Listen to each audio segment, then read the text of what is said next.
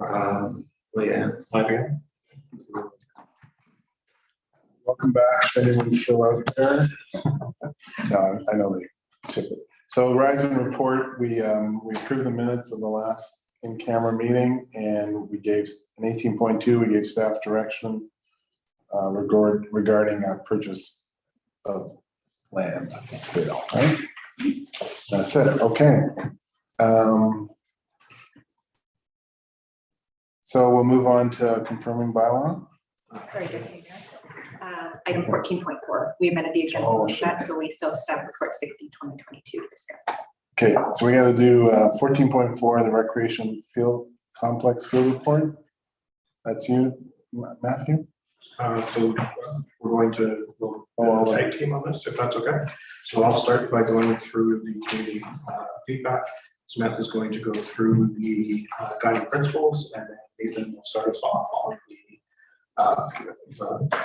the concept. So I'm going to try to abbreviate this because it's just okay to do that. 67% of residents that responded to the survey lived in Prescott, 14% in Augusta, 13% in Edwardsburg Cardinal, 6% from outside that particular region. 74% of the respondents answered the survey questions from the perspective of being a private individual. 21% were a member or a user of a community organization. And then 5% of the respondents were from the perspective of a community organization. So with those particular ones, we delved in a little bit further to see exactly what their feedback was and how it applied to the particular answers that they provided and to the sport that they were representing. So when asked to identify what participants do in Prescott, 84% noted that they take part in recreation facilities. That could be the community center, fields, trails, parks, marina, and gardens. 84% also shop. 67% of the respondents live in Prescott. 59% participate in organized sports. 51% visit family and friends. 27% for arts and cultural events, and 36% work.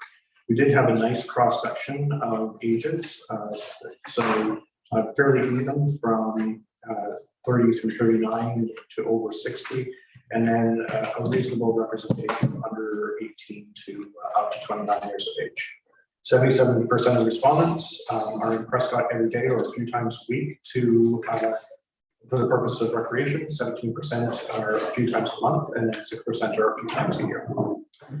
So in terms of the outdoor recreational activities that people participate in, walking and hiking for leisure was the top one, with 89% of our survey takers doing that. So it also, we provided two columns. One is the percentage of participation of the users, and then the second is how important it was to those. So everyone got to rank the importance of an activity from 1 to 5, 1 being least important, 5 being the absolute most important. And then from that, we were able to produce a weighted average. So if a whole bunch of people put in 5 and a few people put in a 1, it was still, the 5s would have a higher weighting than obviously the 1s would. So using playground equipment, obviously both walking and using playground equipment are very passive type of participation. Dog park, passive. Leisure skating, hockey is a little bit more active, where you have to have either a rink to play on or either indoor or outdoor. Organized use sports, 23% participated in that. And then obviously it goes through. I did include swimming, beach, splash pad, and marina. A number of people identified that as an outdoor pastime in the other column, so they didn't rank the importance when it came to other. So when we asked about soccer, there was a response from the South Granville Minor Soccer program that identified that they currently use 2 full-size fields and 2 to 3 youth-size pitches at the same time. And so that's something that we'd have to consider as part of our design. They also noted that having the pitches spaced out so that games for the older individuals, for the under 18, is doesn't interfere with the younger ones, so the under nines, things like that. So want to make sure that they're spaced out because obviously both have different competing factors when they're playing, and don't want the two to cross. So just some important features that they felt should be included or would like to be included is solar lighting, shaded area for spectators, player benches, and then viewer stands or bleachers. Baseball. So we asked the question of weighting the importance of hardball versus softball. The weighted average was on the side of softball at 3.7 and hardball was 3.2. 61% of respondents ranked softball as being very important, or 4 or 5, while 44% of respondents noted that it was 4 or 5 for hardball. So the top 3 features: solar lighting, fencing, and bleachers for viewers. There was no real, we also asked the question about dugouts, whether they're open dugouts or closed in dugouts. It was virtually exactly the same in terms of importance. And then also asked the question about brick dust versus stone dust for the infield. And again, it was virtually the same. Multi-use courts. So we did ask what people could possibly use them for in terms of importance. Basketball was the top, road hockey, pickleball, and tennis. And then in terms of important features, solar lighting and a shaded area for spectators our users was high. Seating for spectators was not as important. For lawn bowling, we did ask what there would be for considering. So solar lighting, shaded area for users or spectators. The most important features, no real clear preference between a defined or open field style. Irrigation was highlighted as being very important to maintain grass, and also noting that a specialized mower is required to maintain the field. Multi-use pathway. I think what was most surprising for me is that people really want to just enjoy a walk or a jog or hiking and being able to enjoy that. So multi-use pathway, we saw people obviously walking, running, cycling was a lower priority. Solar lighting along the pathway as well as seated areas for resting was important to the participants. Dog park, solar lighting was highly ranked, and then users thought it was important to separate large dogs and small dogs. Shaded area for users was also of high importance, but something that we need to consider. So when we're going to get a little bit further on, when we start talking about the finances, we're probably going to have to prioritize some of the needs versus the wants. And so some of the items were, while very much wanted, we're going to have to try and balance that with the budget that we have. Skateboard, rollerblade, BMX bike park. Solar lighting was very important. Again, shaded areas for seating and for spectators was not. They tend to be more of a not a spectator sport. So I don't think that's as important to that group. And so it's obviously something that we should consider. Designing the preference between ramps, curbs, bowls, and rails was relatively similar. There was just a slight preference for ramps. So that's something to consider as well. Children's play area. So we asked about different types of play structures or play areas that could be included, and inclusive was the one that was most highly ranked. And really it's designed for all ages and ability levels. Shaded area for spectators with seating was important, as well as solar lighting. And then we were able to kind of figure out exactly what they were looking for from there. Outdoor skating rink in the winter. Leisure skating and hockey were the two items that were ranked there as high. Figure skating not so much. Just the ice surface condition outdoor rinks isn't suitable for doing figure skating. Rink boards, if you're going to have outdoor hockey, is obviously an important part, but then shaded area and was not, because it's the winter and nobody wants to sit in the shade in the winter. Can I ask a question? This multi-use area, is that asphalted? Asphalt or concrete, it depends on the cost, but yes, it would be a an area that you could use for basketball, tennis, pickleball, those types of things. I'm thinking in the winter, could it be flooded for an outdoor rink? Absolutely, it's that's very much part of the concept of we're trying to figure out where we could put an outdoor rink, and if that would suit well, then that'd be a great possibility. Thank you. Other outdoor recreational activities for consideration: volleyball, football, platform area for stretching, yoga, and group activities, snowshoeing, cross-country skiing, horseshoe pits, bike trail, bike track and pump track, badminton, and outdoor adult fitness. There was a number of other things that were added to that list, none of which we could consider at the recreational complex, simply because a lot of them included water, so or near the river or beach. So I excluded that from the list. One of the questions that we did ask was just regardless of where it is or what it is, what are your top 4 outdoor recreational activities? And you can see by the size of the word is how many times it came up in the discussion. So walking, hockey, soccer, hiking, cycling were kind of the big ones. And then from there it started to go down: swimming, basketball, skating, snowshoeing, playground, that sort of thing. So it's what they call a word cloud, and based on how many times that word is repeated, it gives you the size of the word. We did ask a question of whether participants would be willing to pay a small fee or a nominal fee to secure the use of outdoor recreational amenity. 60% indicated they would, 40% said they would not.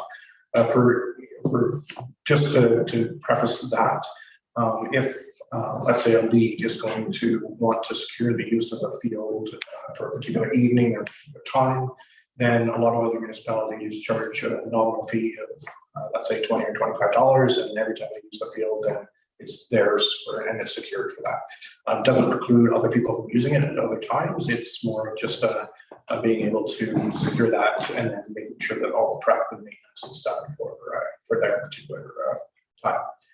And then distance willing to travel for a tournament. So we're trying to, I think in our discussion with Augusta, is that we don't necessarily have to have every single facility and every single multi-fields when it comes to particular sports, is that we can take advantage of traveling a small distance, and baseball in particular, Augusta has a plethora of baseball fields that they already have and are looking to rejuvenate. So 13% of people said that they would not be willing to travel. 37% said they'd be willing to travel 5 to 10 kilometers, which puts Johnstown, Maitland, Maynard, and Donville within the traveling distance. 38% said they'd be willing to travel 11 to 20 kilometers. So now you're getting as far as Cardinal, Spencerville, Roebuck, and Rockville. And then 30% said they'd be willing to travel 21 to 40 kilometers. And so Morrisburg, Merrickville, and Kempville at that point. And again, that's if you're holding a large tournament. So let's say down the road, we want to do a large tournament with Rockville and Cardinal and Prescott. And so, a fair number of people said that they'd be willing to travel that far. I think 68% said for a large tournament where you can use multiple fields and resources. So that was the public survey, and I'll hand it over to Samantha for the guiding principles. So in analyzing the results of the survey and looking at the land that is dedicated to outdoor recreation, we came up with 6 kind of guiding principles to plan out the proposed field plan that is in front of you. Safety is top on the guiding principles list. As we heard from Matthew, lighting was number 1 for all of the proposed fields, for all of the questions asked in that survey, as well as shaded areas for rest and to reduce some exposure. On top of that, council did bring forward the idea of having the dog cart away from all of the other recreational activities happening. And so that is, you'll see kind of back in the corner where several people already go to bring their dog for a walk. As well as positioning the baseball diamond so that the ball isn't being hit into any other fields There's that possibility. As we look at space, we heard that Prescott soccer does require 2 full-size adult fields and 3 youth fields all at one time. So for them to have their entire programming in that space, we have kept that central area open as a multi-use area, which we think could be used for youth soccer fields, while the adult or the older games, the full-size games are happening at the same time. That space also could be used for other, if we do have a tournament going on, it could be a central place for teams to kind of congregate, to set up their tents, to have their team meetings, that kind of thing. It can be used for movies in the park. That is an open area that could be designated as a multi-use area that we're trying to promote. Proximity to the rec center, as we've indicated here, we do have things like the children's play area, the multi-use support, closer to the parking lot, closer to the rec center, for accessibility to the washrooms, to the canteen when it's open. And as we move the recreation lending library over to that space, it's an easy in and out from the facility out to the fields where those items can be used. We also kind of took in mind that when there are families at this facility or using these recreational fields, if there's more than one child playing, that means that there's another child somewhere else. So having the plan so that if you have a child playing soccer and one at the playground and one at the skateboard park, you do have that visibility option to see everything that's happening at one time. Accessibility, as you can see, we do have a meandering path through the entire field plan that will allow people of different mobility levels to get or to be able to see each area that we have designated there, as well as potentially a gravel parking lot closer to that dog park baseball diamond area as well. And again, as we talk about maintenance considerations, having storage buildings placed closer to the sports fields that have specific equipment needs, those aren't indicated on this plan, but that would be a point of reference as we move forward. May I ask a question? Yes. I don't see anyone that asks questions. To the point that you made, you said storage buildings. What are we looking at for storage buildings? Are we looking at having some buildings all the same construction? Are we looking at how many sheds, or what are we looking at? You know, or is that just a term that's there for now? I believe that would just be a term that's there for now.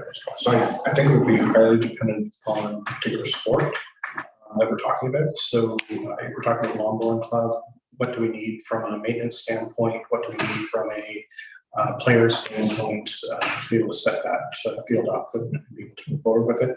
If we're talking about something maybe farther into the baseball, probably we need some type of rake or grooming thing to be able to do the infield, and then also painting the lines. So those are the types of considerations, and I think it would be highly dependent on how much space we actually need, which would determine the size of the building. These, I'm not envisioning that they would be massive in any way, but either prefabricated or something that is more than sufficient to be able to address the storage concerns is what we'd be looking for. And again, $500,000 is what we have put aside for this, so they have to be modest in size and structure.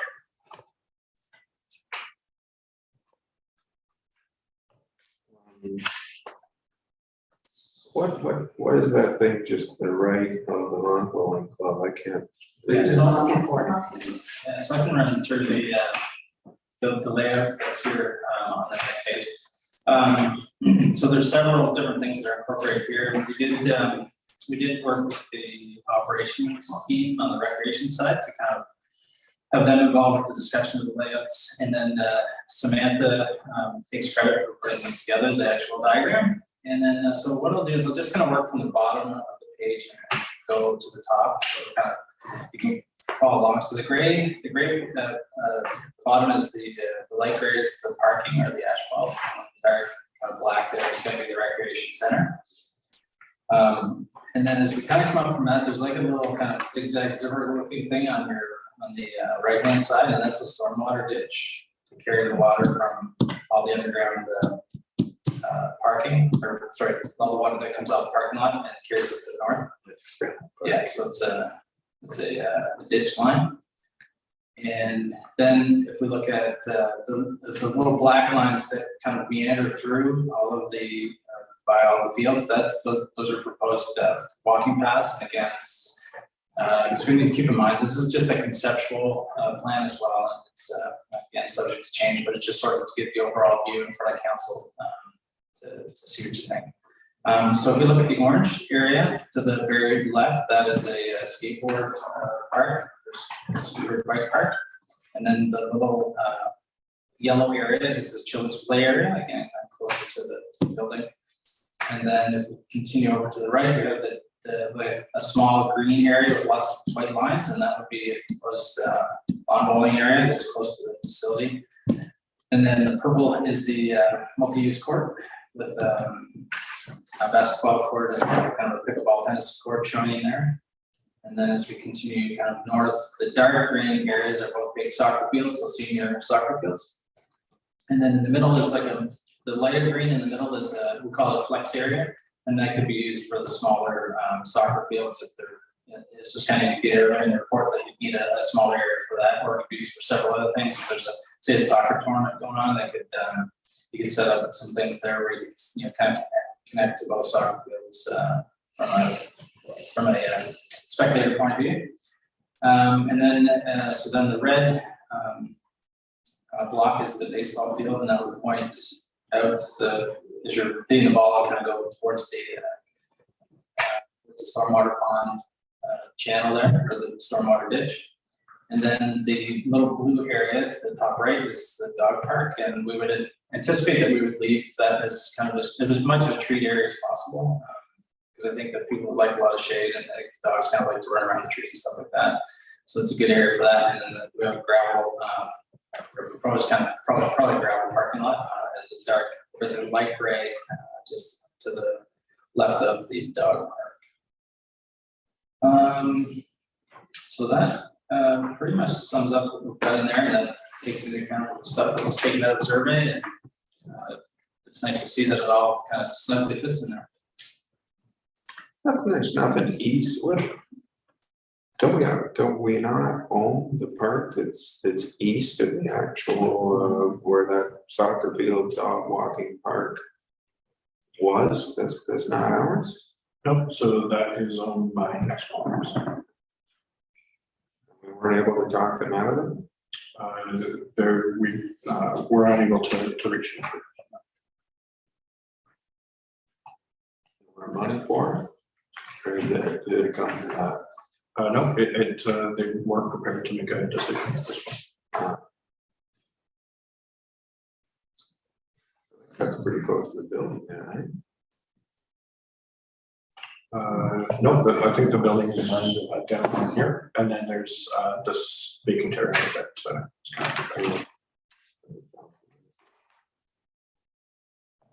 It's good. So I kind of continue to roll through the report based on the feedback provided to staff this meeting and over the coming week. The next step would do a draft concept layout and have the planning and design completed, and then there may be changes, of course, based on the feasibility, practicality of the activities and amenities being contemplated. Again, once we move forward with a more formal design, we'll certainly come back to council for another review and consideration. Alternatives, council could modify the activities and amenities, including phase 2, be included in the phase 2 of the recreation complex, and then kind of let Matthew take on the financial side of it.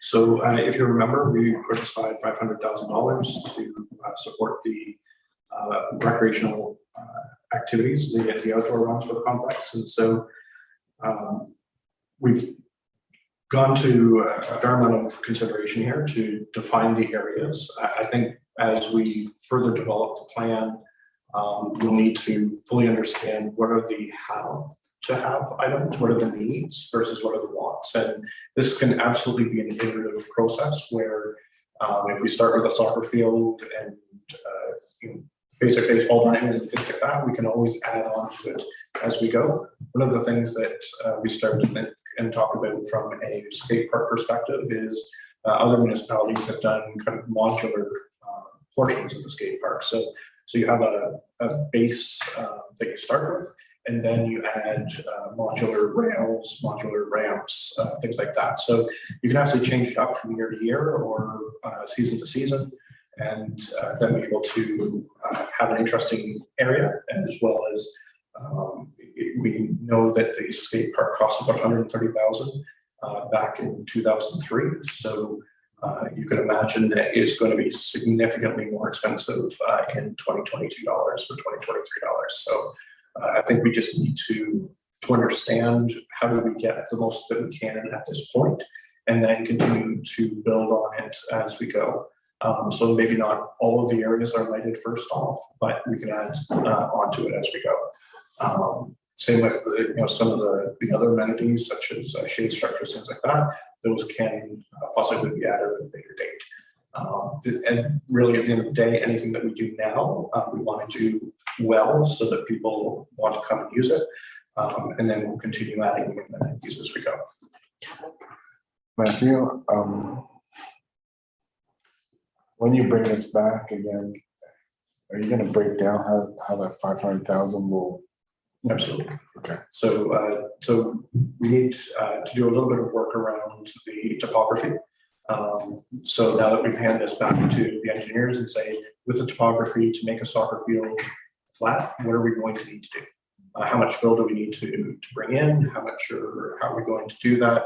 Is it a low area that we need to build up, or is it an area that we have to shade down? So things like that. So, and I think, as we mentioned about the dog park, if we're just able to provide a fence around it and kind of cut it off for large versus small dogs, that might be a really great way of our first process. We've seen how successful it's been just using an old baseball diamond, and being able to take advantage of the tree cover that's already there, I think really provides a nice venue for just doing it at a low cost. So absolutely, I think we want to take a look at what we're going to need to address and start off each of the field areas, and then what it would incrementally cost for some of those amenities.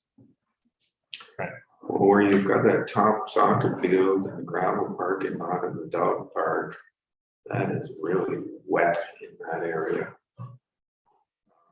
Filling in with the dog park, that was where the rink was originally supposed to go. You got water going in there. If you fill in, you're probably going to wind up killing the trees, but you can't put a dog park there without draining that somehow. I see you got a big ditch here, but I don't know. Yeah. Thank you. I think this is a great start. It just shows how our town is recreation. We all want to be active and an active lifestyle. The play structure itself, are we going to get more? Obviously, we're going to get more details and what it's going to be geared to. Should probably have a fence around it as well, because you do have a big soccer field in that area. But I think this is fabulous, and great job and great report. Thank you. Thank you, Councilor Burton. Anyone else? Councilor McConnell? Just looking at this, I'm thinking that maybe a building or a buildings for storage could serve more than one group, depending where it was placed here. If you had a building that was divided, like for example, baseball field and soccer field in Northwood, if you had one in the corner with a door each way, that could work for either of them, or the soccer field, the multi-use area, and the pickleball thing behind the lawn bowling area. One building could serve all of those as well, so that could be a way to bring costs down. Thank you. Anything else? No, I think what we wanted to do is get a little bit of an understanding of, are you okay with the general guiding principles? What it looks like here will not necessarily look like when we bring it back. And we'll bring back considerably more detail around the potential costs of each of the amenities of each of the fields, as well as a little bit more detail around exactly what that multi-use court could be used for, how we would structure it to take advantage of as many sports as possible, and obviously the play structure and skateboard park. So I think a soccer field at the end of the day is 2 goals at the end of some line painting. So those ones are fairly easy. It's the detailed part will be a little bit more advanced in those other amenities. What is a walking path? What is it? Asphalt, is it? Yes, so Stone dust, or what is it? the intention would be asphalt, and so it'd be 2 or 3 meters wide, so that if you are walking, running, bicycling on it, that we could be able to support that. As you can see there, it's a fairly substantial amount of walking back there, and that might be something that needs to be, again, an iterative approach where we start with a base and then start filling in the gaps as we go along. Well, thank you. Great job, everyone. That's an excellent report. A recommendation for consideration.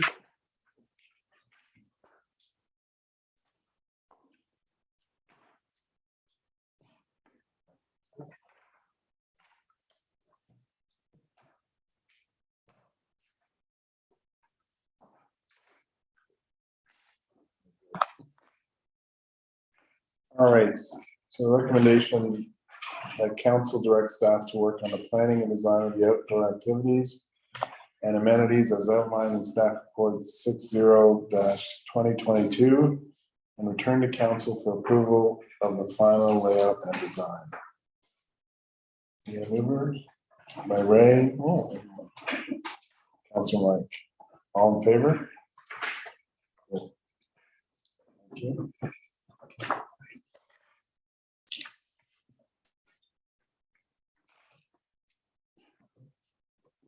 Okay, so we'll move on to bylaw.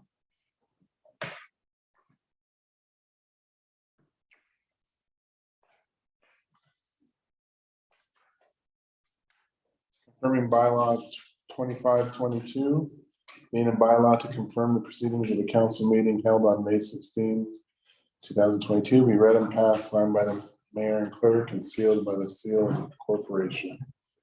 There, Councilor Burton, seconder.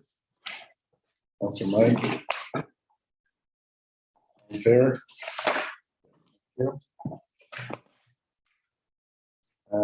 Last one, that the council meeting be adjourned to Monday, June 6, 2022 at 6 p.m. Councilor Lee. No, why don't we just sit here? It's not that long. Right. We're halfway there. We've had food brought in before. 9:47. Thank you. Sorry. Seconder was, I put Teresa. Okay, thank you. All in favor?